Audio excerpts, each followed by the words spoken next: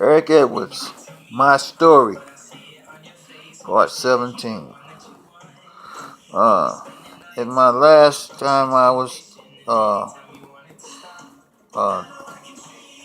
my subject was of me. I was in high school in Springfield, Missouri, 11th grade going to the 12th.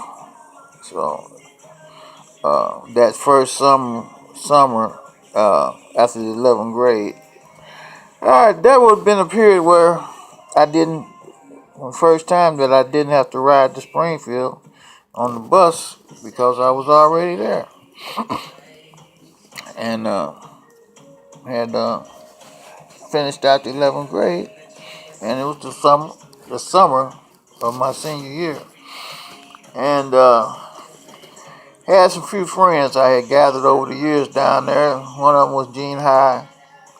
Gene High lived right across the street from my grandfather, Joe Bonner, so quite nasty we became friends, and then had the twins, Larry and Barry. They was pretty good friends of mine, and it was a few others. Anyway, that Gene High, he was something else, cause he was a rogue, he was a thief, and Gene would go into a store, the grocery store, load up a pushing cart full of meat, and go straight out the back door with it. He just, relentless. He was just, he couldn't go somewhere without stealing something. He would go in the farmer's market, and he would have one of those bibos, old man's corduroys. Overalls, and he would stuff them overalls with full of albums, and he knew what albums to get. And he had a guy that would buy Gene's albums, and so Gene kept money in his pocket, and all whatever he had, he would share it. He taught me what a real friend was like.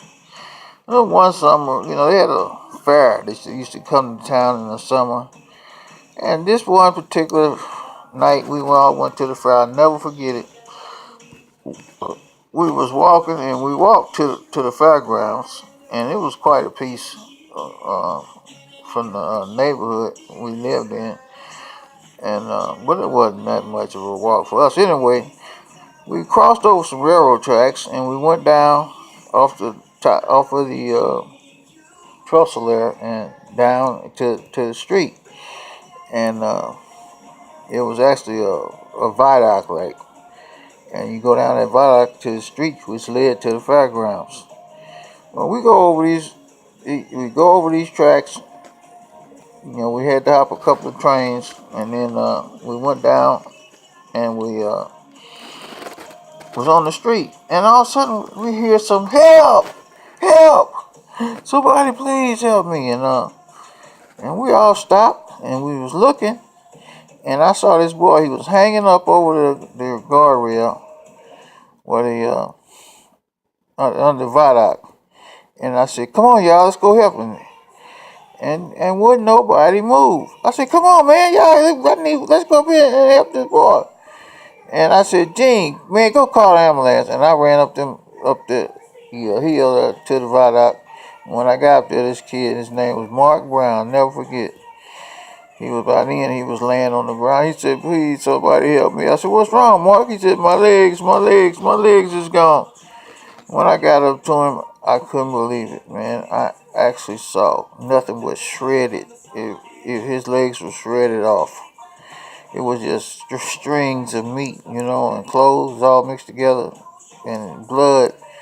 And the first thing hit my mind was to stop the bleeding. So I took my belt, and I started to put a tourniquet on his legs. I tightened up one leg with my belt, and then I wrapped it around the other leg to try to tighten it up, and then I picked him up, and I carried him down that hill to the first house I could find. By that time, the